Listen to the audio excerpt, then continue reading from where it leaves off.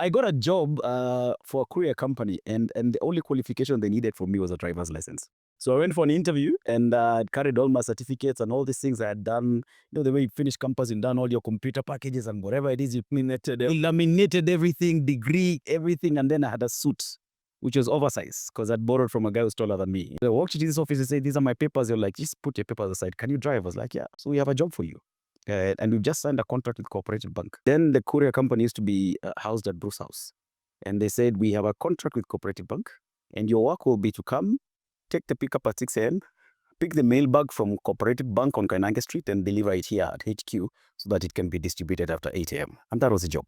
And I took it. So you were a driver? And I took it. Immediately after college? Immediately after university. And I took it.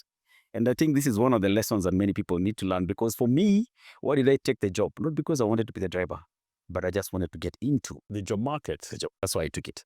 So that's how you broke into the job market? In the job market, incidentally. By the time I reported the following Monday, the late Miriam, and may her soul rest in peace, who gave me the first opportunity, told me that Coop Bank have cancelled the contract. What? I was like, wow. But she said, you know what? I'll find some use for you. And she sent me to the customer service team. And if you understand how courier works, there's something called an airbill number that's labeled on a package. You have to track that package all the way. So we had a lot of traffic into the US. So they had all this bunch of airbill numbers that you had to key in the airbill number on the system and track and see how the package has been delivered. So this bunch, the folks that are there used to take the whole day to do the tracking. So day one, I was given the bunch and in 2 hours I was done. Then they said, no, it can't happen. It's not repeatable. It's like, no problem. Did it again in 1.5 hours. You had made mistakes. I had made mistakes. I mean, you're straight out of campus. We've been here for 15 years. This thing takes a whole day. I take 1.5 hours. They're like, we need to counter check. So somebody else. So from 2 hours to 1.5 hours. Exactly. So somebody else had to be given the same bunch to check, and they realized this thing actually really works. And I came to realize that. So what was the magic?